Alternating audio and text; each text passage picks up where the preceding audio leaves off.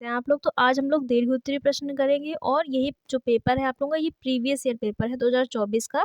तो ये वाला पेपर हम लोग सॉल्व कर रहे थे। इसमें से हम लोगों ने बहुविकल्पी, अतिलघु और जो लघु उत्तरीय होते हैं वो सारे क्वेश्चन सॉल्व कर लिए थे। आप लोगों के जो दीर्घ उत्तरीय है वो क्वेश्चन रह गए थे, तो उनको आज हम लोग अपनी क्लास में सॉल्व करने वाले हैं। तो जितने क्वेश्चन जो है सॉल्व हो सकेंगे उतने सॉल्व कर लेंगे, क्योंकि लॉन्ग क्वेश्चन है तो काफ़ी लंबे होते हैं और टाइम भी ज़्यादा लगता है।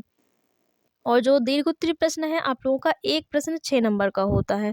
और यहाँ पर आप लोगों को टोटल कितने देखने को मिलेंगे, तो यहाँ पर आप लोग देख सकते हैं कि 6 प्रश्न आप लोगों को देखने को मिलेंगे, जिसमें से 3 करने हैं। 6 हैं लेकिन 6 में से 6 नहीं करने हैं बल्कि 3 करने हैं। जिसके जैसे कि देख सकते हैं 16 में 2 दे रखे हैं, 17 में भी 2 है और 18 में भी 2 है। तो 16 में से कोई एक करना है, 2 में से 16 में कोई एक करना है, 17 में 2 है और इसमें से भी कोई एक करना है, 18 में 2 दिए हुए तो इसमें से भी कोई एक करना है। दोनों में से जो भी आपको आ रहा हो और अच्छे तरीके से आप उसको लिख सकते हैं तो उसी को आपको लिखना है। ऐसा नहीं है कि जो नहीं आ रहा है उसको नहीं करिएगा, टाइम वेस्ट नहीं करिएगा। जो भी क्वेश्चन आप लोगों को दोनों में से आए उसको लिखिएगा। और एक प्रश्न 6 नंबर का है, तो इस प्रकार से 3 क्वेश्चन है तो 3 जो है वो 6-6 नंबर के हैं, आप लोगों को यहाँ पर देखने को मिलेंगे। तो जो भी आता है वो आप अपने अनुसार कर सकते हैं। तो यहाँ पर पहला प्रश्न है फैशन के विकास की रूपरेखा दीजिए। तो ये सारे प्रश्न हम लोग देखेंगे। दूसरा, फैशन चक्र के विभिन्न स्तरों को समझाइए। और जो 17 में है, भारत में पोषण संबंधी विभिन्न समस्याओं का उल्लेख कीजिए अथवा करके है खाद्य गुणवत्ता और खाद्य सुरक्षा का क्या महत्व है। 18 में है विकास संचार के क्षेत्र में उपयोग होने वाली विभिन्न विधियों तथा उनका महत्व लिखिए। और लास्ट है आप लोगों का जनसंपर्क के कार्य सिद्धांत क्या है, विस्तार से लिखिए। तो ये सारे क्वेश्चन हम लोग अपनी क्लास में देखेंगे। तो ये सब कुछ हम लोगों ने कर लिया था। यहाँ से हम लोग दीर्घ उत्तरीय प्रश्न अपने करेंगे ये। तो फैशन के प्रमुख विकास की रूपरेखा दीजिए, अभी यही था। दूसरा है कि फैशन चक्र के विभिन्न सोपानों को विस्तार से समझाइए। तो पहले समझते हैं कि फैशन चक्र मतलब फैशन का जो विकास है वो किस प्रकार से हुआ। तो पहला प्रश्न है फैशन का विकास की रूपरेखा दीजिए। तो इसमें जो हम लोगों का आएगा फैशन विकास की रूपरेखा, इसमें आएगा ये आप लोगों का, ये जो फैशन का विकास है ये आएगा। और फैशन का जो केंद्र है फ्रांस, ये वाला आएगा पहले वाले में। तो हम लोग ये पहले कर लेते हैं ये वाला कि फैशन चक्र के विभिन्न सोपानों को विस्तार से समझाइए। तो सोपान का मतलब होता है चरण। तो फैशन चक्र में कितने चरण होते हैं, तो यहाँ पर ये वाली चीज़ें हम लोगों ने पूरी थ्योरी क्लास में देखी हुई है। यहाँ पर हम लोग केवल आंसर जो है वो सॉल्व करेंगे। तो फैशन के जो चरण होते हैं वो कितने होते हैं, फैशन 5 चरणों से होकर के गुजरता है। पहला होता है शैली की प्रस्तुति, दूसरा होगा लोकप्रियता में वृद्धि, तीसरा होता है लोकप्रियता की पराकाष्ठा जब पीक पर जाता है फैशन, और चौथा होता है लोकप्रियता में कमी आना। और लास्ट आप लोगों का होता है शैली का परित्याग अथवा अप्रचलन, जब जो फैशन होता है उसका जो रिजेक्शन है वो होने लगता है। तो फैशन के जो चरण है वो यहाँ पर हम लोग देखेंगे। और फैशन के चरण किसके अंतर्गत आएंगे, फैशन साइकिल के अंतर्गत आएंगे। तो ये दूसरा क्वेश्चन है हम लोग यहाँ पर देखने जा रहे हैं, फैशन चक्र के विभिन्न सोपानों को विस्तार से समझाइए। तो फैशन चक्र क्या होता है इसको समझते हैं। फैशन चक्र से अभिप्राय उस समय या जीवन काल से है जिसमें एक फैशन चलता है। फैशन शुरू होने से खत्म होने तक 5 स्तरों से होकर के गुजरता है या फिर गति करता है। तो यहाँ पर सोपान पूछे गए हैं, तो सोपान ही आप लोग केवल यहाँ पर जो है बताएंगे। पहला है शैली की प्रस्तुति। डिजाइनर अपने रचनात्मक विचारों के आधार पर नए नए डिजाइन एवं शैली के परिधान बनाकर लोगों के समक्ष प्रस्तुत करता है। ये होता है शैली की प्रस्तुति।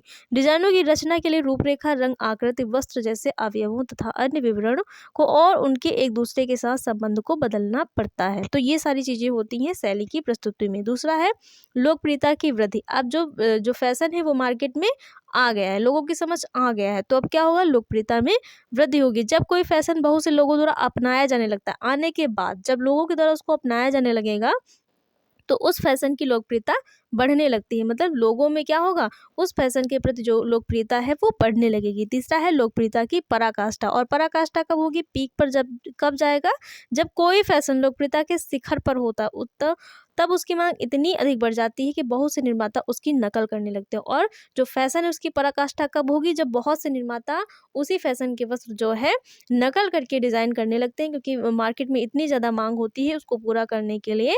उसके जो सैंपल हैं वो जो डुप्लीकेट फैशन के वस्त्र होते हैं एक प्रकार से, वो बिकने लगते हैं। मतलब जो छोटे-छोटे फैशन डिज़ाइनर होते हैं, उस बड़े फैशन डिज़ाइनर के बनाए हुए गारमेंट की क्या करते हैं, कॉपी करने लगते हैं और उसी के जैसा सेम जो है, जो वस्त्र है वो बनाने लगते हैं। तो ये होगा फैशन की लोकप्रियता की पराकाष्ठा। चौथा है लोकप्रियता में कमी आना। अब कमी कब आएगी, डिक्लाइन कब होगा? जब किसी प्रचलित फैशन तथा शैली के परिधानों का विभिन्न निर्माताओं द्वारा अत्यधिक संख्या में उत्पादन और विक्रय शुरू कर दिया जाता है, तब फैशन की लोकप्रियता घट जाती है। मतलब छोटा जो फैशन डिज़ाइनर है वो भी बड़े फैशन डिज़ाइनर के वस्त्रों को जब कॉपी करने लगता है, तब क्या होता है? तब जब होता है तो जब बहुत ज़्यादा माँग बढ़ जाती है, उसके बाद जब सब लोग उसको कॉपी करके मार्केट में लेकर के आने लगते हैं, तब जो फ़ैशन की लोकप्रियता है उसमें कमी आ जाती है। उपभोक्ता व्यक्ति फिर से कुछ नया ढूँढना शुरू करते हैं और जब हर तरफ उसी फ़ैशन के वस्त्र दिखाई देने लगते हैं, तो व्यक्ति क्या चाहता है कि अब तो हर व्यक्ति इसी तरीके के कपड़े पहन रहा है, इसी तरीके के वस्त्र पहन रहा है, अब हम कुछ नया ट्राई करते हैं, क्योंकि सब लोग एक जैसा ही जो है उस समय फ़ैशन जो है वो अपनाते हैं। लास्ट होगा शैली का परित्याग। चौथे में क्या करेगा? कुछ नया ढूँढने लगेगा, लेकिन जो फिफ्थ स्टेज है उसमें आकर के क्या करेगा, वो उस फैशन को त्याग ही देता है। फैशन चक्र के अंतिम पड़ाव में पहले वाले मिशन की सामग्री की मांग तथा बिक्री लगभग समाप्त हो जाती है। मतलब अभी तक जो फैशन पीक पर था और जिससे लोग जो है नया फैशन उसके उससे ऊब चुके हैं और नए फैशन की ओर बढ़ने लगेंगे, तो वो क्या होगा, अब लास्ट वाले में आकर के उसे एकदम त्याग देंगे। त्याग देंगे का मतलब क्या होगा? मतलब उस फैशन का रिजेक्शन करने लगते हैं और उसके स्थान पर क्या होता है, फैशन प्रेमी नए फैशन को अपनाने लगते हैं। चौथे में क्या होगा, केवल नया ढूंढेंगे, लेकिन फिफ्थ स्टेज में आकर के वो उस फैशन को छोड़ देते हैं और नए फैशन को अपना लेते हैं। तो ये होता है फैशन का साइकिल, जो 5 स्टेज से होकर के गुजरता है। पहला होगा शैली की प्रस्तुति होगी, दूसरा लोकप्रियता में वृद्धि होगी, तीसरा लोकप्रियता की पराकाष्ठा हो जाएगी और चौथा स्टेप में क्या होगी, चौथे स्टेप में आकर के फैशन में कमी आने लगती है और फिफ्थ में आकर के क्या होता है, जो लोग होते हैं वो उस फैशन के वस्त्र को त्याग कर कर ये नए फैशन की ओर आगे बढ़ने लगते होते हैं। तो ये जो कर्व है ये इस प्रकार से चलता रहता है। अगर ये वाली डिटेल थ्योरी आप लोग को देखनी है तो आप लोग थ्योरी क्लास जाकर के देख लीजिए, बहुत अच्छे से वहाँ पर जो सारी चीज़ें हैं वो बताई गई हैं और पूरा जो कर्व है इसको अच्छी तरीके से समझाया गया है। यहाँ पर हम लोग केवल जो क्वेश्चन आंसर है वो सॉल्व करेंगे। दूसरा है फैशन का विकास। तो अब हम लोगों ने ये वाला कर लिया ना कि फैशन चक्र के विभिन्न सोपानों को विस्तार से समझे, इसको सॉल्व कर लिया। दूसरा है फैशन के प्रमुख विकास की रूपरेखा दीजिए, मतलब फैशन का जो विकास है वो किस प्रकार से हुआ, तो इसको समझते हैं।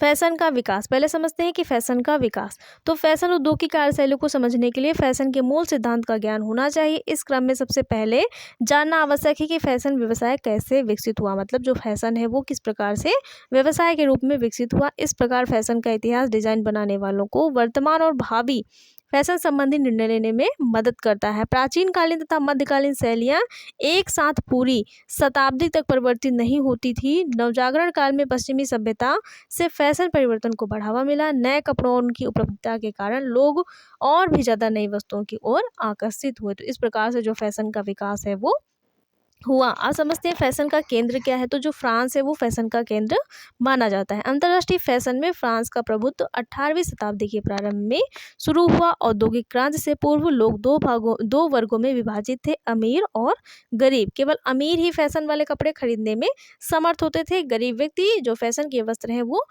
खरीदने में समर्थ नहीं थे। तो 18वीं शताब्दी के अंत तक सम्राट लुइस 14वें और उनके दरबारियों की शाही परिधान की शैली ने पेरिस में यूरोप को फैशन की राजधानी बना दिया। सम्राट एवं दरबारियों की वस्तुओं के लिए रेशम, रिबन व लेस फ्रांस के विभिन्न शहरों से आते थे और परिधान व्यक्ति की नाप के अनुसार हाथ से सिले जाते थे। शाही न्यायालय से समर्थन मिलने और वहां रेशम के उद्योग विकसित होने के कारण फ्रांस फैशन का केंद्र बन गया। परिधान की निर्माण की कला को क्या कहा जाता है, जो फ्रांस है वहां पर परिधान निर्माण की कला को, मतलब वस्त्र को बनाने की कला को कुटवर कहा जाता है। और ये जो 3 टर्म यहाँ पर दिए हुए हैं बहुत इंपॉर्टेंट है, आपके एग्जाम में पूछे गए हैं।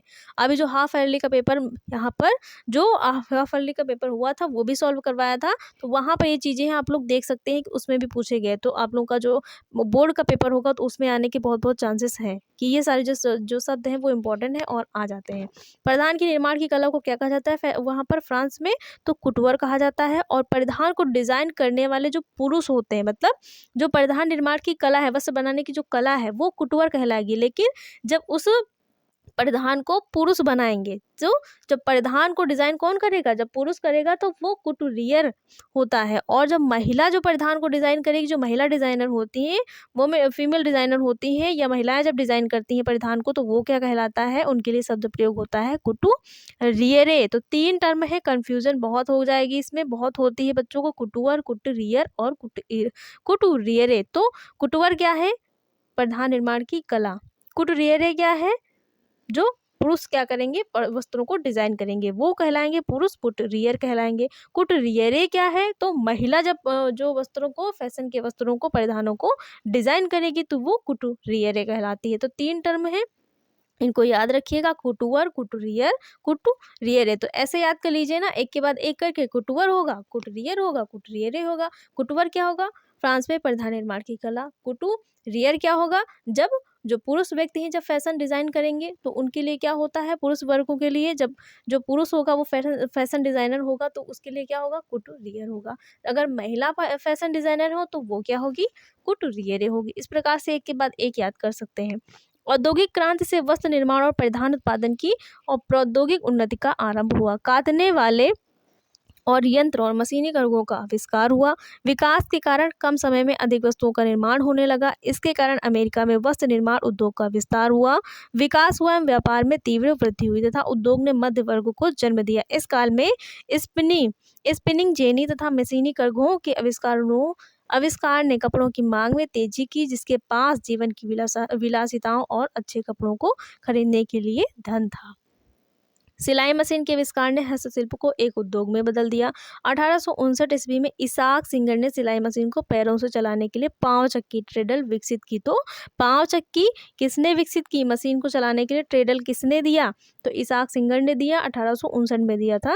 और 1849 ईस्वी में लेवी स्ट्रॉस ने टेंटों और माल डिब्बों के कवर के लिए बने कपड़ों के उपयोग से पैंटें बनाई, जिनमें औजार रखने के लिए जेबें लगाई गई। ये काफ़ी लोकप्रिय हुई और डेनिम्स के नाम से जानी गई। प्रारंभ में डेनिम्स के कपड़े मजदूरों के द्वारा उपयोग किए जाते थे। महिलाओं द्वारा 1880 के दशक से स्कर्ट व ब्लाउज का प्रचलन शुरू हुआ, जो महिलाओं के लिए पहनने को तैयार कपड़ों के निर्माण की ओर एक कदम था। तो ये था 1880 के दशक में जो है पहनने के लिए जो तैयार कपड़े हैं उनका निर्माण हुआ। 19वीं शताब्दी में मेलों और बाजारों के माध्यम से जनसाधारण को उनकी आर्थिक स्थिति के अनुकूल फैशन उपलब्ध कराए गए। विभिन्न जगहों से यात्री और व्यापारी इन बाजारों में कपड़े लाते थे तथा खरीदने और बेचने वाले अक्सर मोल भाव करते थे। शहरों में जब लोग बसने लगे तब उनकी आवश्यकताओं की पूर्ति के लिए बड़ी दुकानें खोली गई। विविध प्रकार के कपड़ों की बढ़ती मांग के साथ शहरों में दुकानें जो है खोली गई। तो ये सारा जो था वो था फैशन का विकास की रूपरेखा की। फैशन का विकास किस प्रकार से हुआ, तो ये फैशन की विकास की रूपरेखा थी।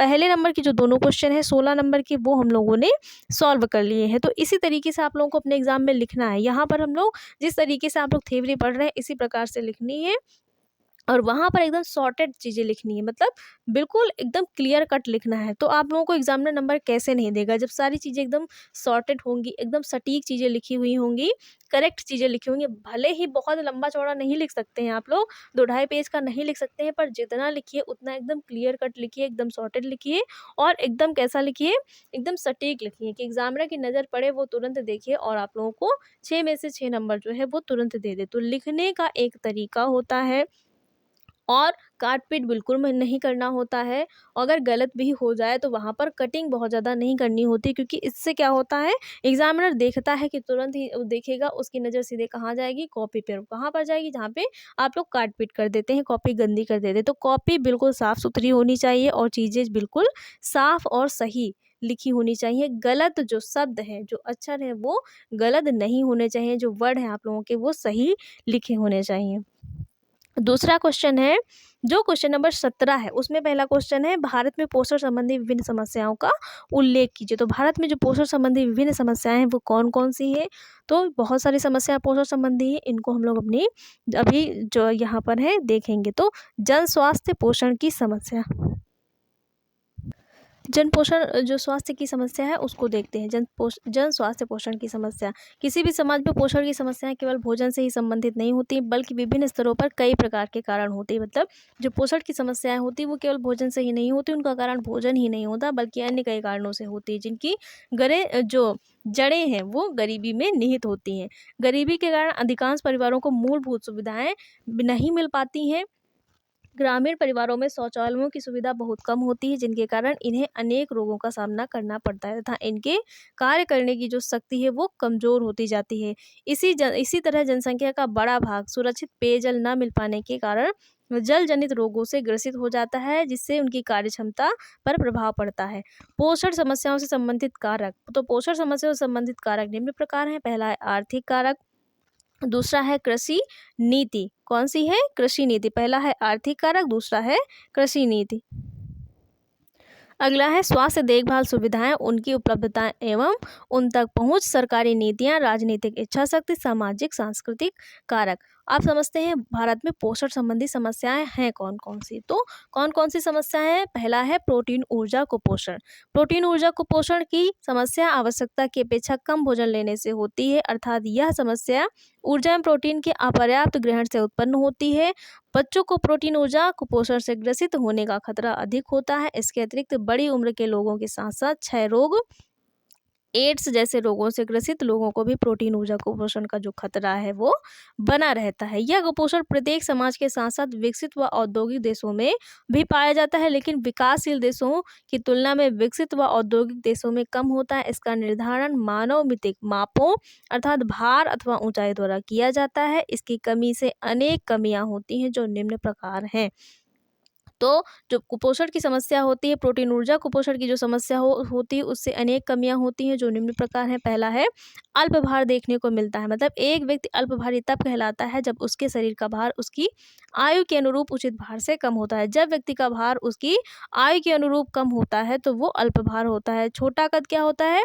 बौनापन। यह तब होता है जब शरीर की ऊंचाई आयु के अनुरूप उपयुक्त ऊंचाई से कम होती है। मतलब जब शरीर की जो ऊंचाई होती है एज के अकॉर्डिंग कम होती है, तो वो जो होता है कुपोषण की वो समस्या क्या होती है, वो कमी क्या होती है, तो वो छोटा पद बौनापन कहलाता है।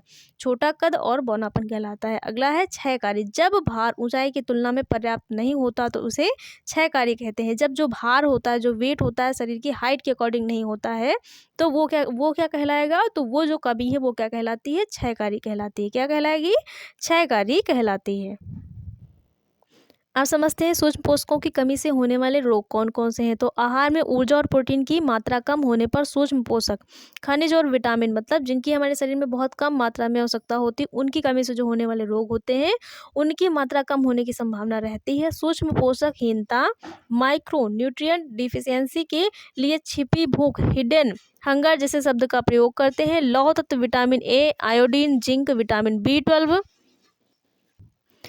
उनके लिए छिपी भूख, हिडन हंगर जैसे शब्द का प्रयोग करते हैं। तो जो सूक्ष्म पोषक तत्वों की कमी से होने वाले रोग होते हैं उन्हें छिपी भूख, हिडन जो हंगर होता है उनका प्रयोग इनके लिए किया जाता है। लौह तत्व vitamin A, iodine, zinc, vitamin B12, folic अम्ल, कैल्शियम, विटामिन डी एवं राइबोफ्लेविन इत्यादि के कारण जन स्वास्थ्य से संबंधित मुख्य हीनताएं होती हैं। तो ये जो सारे रोग देखने को मिलते हैं, मतलब जो सारी चीज़ें हैं, जैसे लौह तत्व हो गया, विटामिन ए हो गया, आयोडीन, जिंक, विटामिन B12 हो गया, फॉलिक अम्ल, कैल्शियम, विटामिन डी, राइबोफ्लेविन, ये हमारे शरीर में बहुत ही सूक्ष्म मात्रा में इनकी आवश्यकता होती है और इनकी कमी से जो रोग होते हैं वो सूक्ष्म पोषक तत्व हीनता रोग कहलाते हैं।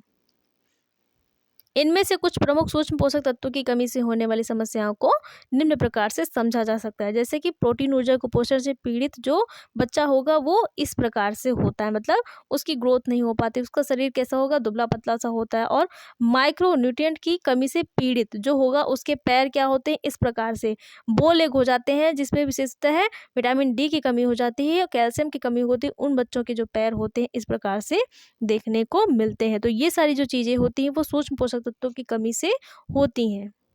जिसमें से पहला रोग है लौह तत्व आयरन की कमी से आरक्तता। तो लोहे की कमी से क्या होगा? आयरन की कमी से क्या होता है? एनीमिया देखने को मिलता है। ये भी सूक्ष्म पोषक तत्वों की कमी से होने वाला रोग है। यह विश्व का सबसे अधिक भयानक सामान्य जो पोषण विकार है जो विकसित एवं विकासशील दोनों देशों में देखने को मिलता है। और लौह तत्व की कमी से आरक्तता, जिसको एनीमिया कहा जाता है, वो होता है जब शरीर में हीमोग्लोबिन का बनना काफ़ी कम होने लगता है, जिसके परिणामस्वरूप रक्त में हीमोग्लोबिन का स्तर कम हो जाता है। शरीर में हीमोग्लोबिन ऑक्सीजन पहुंचाने का काम करता है, इसलिए हीमोग्लोबिन की कमी के कारण किसी भी शारीरिक परिश्रम से सांस फूलने लगती है, निरंतर थकावट होती है और व्यक्ति दुर्बलता महसूस करता है। या पोषण विकार गर्भधारण करने वाली कम आयु की महिलाएं, किशोर बालिकाएं, गर्भवती महिलाएं, विद्यालयी आयु वाले बच्चे इत्यादि में पाया जाता है। लौह तत्व की कमी के कारण सामान्य पीलापन, नेत्र श्लेष्मा, जीभ, नख परतों एवं कोमल तालु में पीलापन दिखाई देता है या बच्चों में संज्ञानात्मक क्रियाओं को प्रभावित करता है। तो ये सारी जो चीज़ें हैं वो आयरन की कमी से होने वाली जो चीज़ें हैं वो हैं। दूसरा है विटामिन ए की कमी से। तो विटामिन ए की कमी से भी क्या होता है, जो रोग है वो देखने को मिलता है। स्वास्थ्य उपकला एपिथेलियम, सामान्य दृष्टि वृद्धि व रोग प्रतिरोधक क्षमता में विटामिन ए की आवश्यकता होती है। विटामिन ए की कमी के कारण रतौंधी जैसे खतरनाक बीमारी होती है। कौन सी होती है? रतौंधी जैसी खतरनाक बीमारी होती है जो आंखों के लिए घातक होती है तथा रतौंधी के कारण आंखों की रोशनी भी चली जाती है। विटामिन ए की कमी के कारण मनुष्य में रोग प्रतिरोधक क्षमता कम हो जाती है, मतलब रोगों से जो लड़ने की क्षमता होती है वो कम हो जाती है तथा शारीरिक विकास में रुकावट पैदा होने लगती है। इस विटामिन की कमी के कारण छोटे बच्चों में भी अंधेपन की समस्या देखने को मिलती है। तो विटामिन ए की कमी के कारण भी क्या होता है, रतौंधी नामक रोग होता है और विटामिन ए की भी हमारे शरीर में बहुत कम मात्रा में आवश्यकता होती है, इसलिए ये भी सूक्ष्म पोषक तत्वों की कमी से होने वाला एक प्रकार का जो रोग है वो है। अगला है आयोडीनहीनता विकार। आयोडीन की आवश्यकता सामान्यतः मानसिक एवं शारीरिक वृद्धि व विकास के लिए होती है। आयोडीनहीनता विकार एक पारिस्थितिक परिघटक है जो अधिकतर मृदा में आयोडीन की कमी के कारण होता है। मतलब जब मिट्टी में आयोडीन की कमी होती है तो उस मिट्टी में जो फसल है वो उगाई जाती है तो उसमें भी क्या होता है, आयोडीन की कमी हो जाती है, तभी ये जो रोग है वो देखने को मिलता है। और ये जो रोग है आयोडीन की कमी से होने वाला जो रोग है वो अधिकतर पहाड़ी इलाकों में देखने को मिलता है। भारत के हिमालयी क्षेत्र जम्मू और कश्मीर से लेकर के अरुणाचल प्रदेश, मध्य आंध्र प्रदेश, कर्नाटक, केरल, महाराष्ट्र एवं मध्य प्रदेश में आयोडीनहीनता विकार पाए जाते हैं। क्योंकि ये सारे जो क्षेत्र हैं वो ऊंचे जो क्षेत्र हैं वो पहाड़ी क्षेत्र है, इसलिए यहाँ पर ये जो रोग है वो ज़्यादा देखने को मिलता है। सामान्यतः आयोडीनहीनता विकार ऐसी अशक्त अवस्था को प्रदर्शित करता है जो आयोडीन की आवश्यक मात्रा ग्रहण न करने के कारण भ्रूणावस्था से प्रौढ़ावस्था तक के मानव स्वास्थ्य को प्रभावित करती है। आयोडीन की कमी के कारण थायराइड ग्रंथि द्वारा संश्लेषित थायराइड हार्मोन अपर्याप्त मात्रा में बनता है, साथ ही थायराइड ग्रंथि बढ़ जाती है जिसे थायराइड गलकंड ग्वाइटर कहते हैं और यह आयोडीन की कमी का एक सामान्य लक्षण है। मतलब आयोडीन की कमी से कौन सा रोग होता है, तो ग्वाइटर होता है, गलकंड होता है, घेंघा रोग जिसको कहते हैं, उसी के ये सारे नाम है। उसको ग्वाइटर भी कहते हैं, गलकंड भी कहते हैं और घेंघा भी कहते हैं। जबकि बच्चों में यह क्रेटिनिज्म के रूप में दिखाई देता है और बच्चों में आयोडीन की कमी से क्या होता है, तो क्रेटिनिज्म होता है। आयोडीन की कमी का प्रतिकूल प्रभाव गर्भावस्था में भी पड़ता है, जो विशेष रूप से भ्रूण के मानसिक बंधन एवं जन्मजात विकृतियों के रूप में दृष्टिगोचर होता है। ये प्रभाव उत्क्रमणीय होते हैं। आयोडीन की हीनता विकार विश्व की 13% जनसंख्या को प्रभावित करता है, साथ ही लगभग 30% जनसंख्या को इससे खतरा बना रहता है। तो ये पोषण संबंधी जो समस्याएं हैं वो सब हम लोगों ने जान ली है, जो क्वेश्चन है वो हम लोगों ने सॉल्व कर लिया है। अब अगला क्वेश्चन हम लोग जो है अपना देखते हैं। अगला क्वेश्चन है खाद्य गुणवत्ता और खाद्य सुरक्षा का क्या महत्व है। तो 17 नंबर में हम लोगों ने एक क्वेश्चन सॉल्व कर लिया है। भारत में पोषण संबंधी विभिन्न समस्याओं का उल्लेख कीजिए, इसको कर लिया है। इसमें अथवा करके जो दूसरा है इसको भी करते हैं, क्योंकि सारे क्वेश्चन सॉल्व करेंगे तो आप लोगों का एक प्रकार से रिवीजन भी हो जाएगा और सारी चीज़ें आप लोगों को समझ भी आ जाएंगी, किस क्वेश्चन में किस प्रकार से आंसर लिखना है और कितना लिखना है। तो ये सारी चीज़ें जानना बहुत ही जरूरी है। तो दूसरा है खाद्य गुणवत्ता और खाद्य सुरक्षा का क्या महत्व है। तो इसको समझते हैं कि खाद्य गुणवत्ता और खाद्य सुरक्षा का महत्व क्या है। खाद्य सुरक्षा व खाद्य गुणवत्ता का महत्व। खाद्य सुरक्षा एवं गुणवत्ता जहां घरेलू स्तर पर अत्यंत महत्वपूर्ण है, वहीं खाद्य उत्पादन प्रसंस्करण उद्योग में इनका महत्व और भी अधिक हो जाता है, क्योंकि वहां बड़े पैमाने पर खाद्य उत्पादों का निर्माण किया जाता है। पुराने समय में अधिकतर खाद्य पदार्थ घरेलू स्तर पर ही तैयार किए जाते थे और उनकी शुद्धता भी उचित रहती थी। प्रौद्योगिकी और संसाधन में प्रगति, प्रति व्यक्ति आय में वृद्धि और बेहतर क्रय क्षमता के साथ उपभोक्ता की बढ़ती मांग के कारण खाद्य उत्पादों का बड़े स्तर पर निर्माण हो रहा है, जैसे संसाधित खाद्य पदार्थ, स्वास्थ्य के लिए खाद्य पदार्थ, ऐसे खाद्य पदार्थों को सुरक्षा के आकलन की आवश्यकता होती है। कच्चे और पकाए गए खाद्य पदार्थों की गुणवत्ता का संबंध जन स्वास्थ्य से होता है और इस पर ध्यान देने की आवश्यकता होती है। पिछले कुछ वर्षों से विश्व के साथ साथ भारत में भी सुरक्षा चुनौतियां काफ़ी बदल चुकी हैं और खाद्य गुणवत्ता व खाद्य सुरक्षा से संबंधित मामलों को अत्यधिक महत्व मिला है। इसके लिए निम्न कारक उत्तरदायी हैं। पहला है, तेजी से बदलती जीवन शैली और खाने की आदतों के कारण अधिक लोग अपने घरों से बाहर खाना खा रहे हैं। व्यावसायिक व्यवस्थाओं में खाद्य पदार्थों को बड़ी मात्रा में कई व्यक्तियों द्वारा तैयार किया जाता है। इस प्रकार भोजन के दूषित होने की संभावना अधिक रहती है। खाद्य पदार्थ कई घंटे पहले तैयार किए जाते हैं और यदि उचित रूप से संग्रहित नहीं किए जाते तो खराब हो सकते हैं। मिर्च, मसालों, तिलहनों को पहले घर पर ही संसाधित किया जाता है। आज की दुनिया में विशेष रूप से शहरों और महानगरों में पहले से पैक किए गए अलग अलग मसालों और मसालों के मिश्रणों की मांग में वृद्धि हो गई है। प्रसंस्कृत खाद्य पदार्थों के अतिरिक्त कच्चे खाद्य पदार्थों की गुणवत्ता भी सार्वजनिक स्वास्थ्य की चिंता का विषय है और इस विषय पर विशेष ध्यान देने की जरूरत है। तो खाद्य पदार्थों के परिवहन को नियंत्रण करने वाली प्रक्रिया जटिल है और प्रसंस्करण और उपभोग के बीच बड़ा अंतराल है। इस प्रकार बड़े पैमाने पर उत्पादन और वितरण के दौरान जोखिम का आकलन और सुरक्षा प्रबंधन महत्वपूर्ण है। सूक्ष्म जैविक अनुकूलन, प्रतिजैविक प्रतिरोधकता, परिवर्तित मानवीय संवेदनशीलता और अंतर्राष्ट्रीय यात्राओं से खाद्य जनित सूक्ष्म जैविक रोगों की बढ़ोतरी में योगदान दिया है। भारत ने भी विश्व व्यापार संगठन निःशुल्क समझौते पर हस्ताक्षर किए हैं, जिससे विश्व बाजारों तक अधिक पहुंच और सभी देशों को अंतर्राष्ट्रीय व्यापार में प्रवेश करने के लिए अवसर प्रदान किए हैं। इस परिदृश्य में प्रत्येक देश के लिए खाद्य पदार्थों की सुरक्षा और गुणवत्ता की रक्षा करना और यह भी सुनिश्चित करना आवश्यक हो गया है कि आयातित खाद्य पदार्थ अच्छी गुणवत्ता वाले और खाने के लिए सुरक्षित हों। देश के भीतर खाद्य उत्पादन की सुरक्षा के साथ साथ अन्य देशों के साथ व्यापार को सुगम बनाने के लिए प्रभावी खाद्य मानकों और नियंत्रण प्रणालियों की आवश्यकता है। सभी खाद्य निर्माताओं को गुणवत्ता और सुरक्षा के लिए दिए गए मानकों को पूरा करना आवश्यक है और उनके उत्पादों को नियमित रूप से परीक्षण की आवश्यकता है। जल, भूमि व वायुमंडल के बढ़ते प्रदूषण तथा कृषि उत्पादों में रासायनिक उर्वरकों एवं कीटनाशकों के अधिक प्रयोग द्वारा भोजन दूषित हो रहा है। इस प्रकार के संदूषण से खाद्य पदार्थों को सुरक्षित रखना अत्यंत महत्वपूर्ण है। तो हम लोगों ने अभी तक जो टोटल है 4 क्वेश्चन सॉल्व किए हैं। 16 में 2 थे वो भी हम लोगों ने कर लिए, 17 के दोनों भी कर लिए। अब आप लोगों का 18 के जो 2 क्वेश्चन है वो बचेंगे।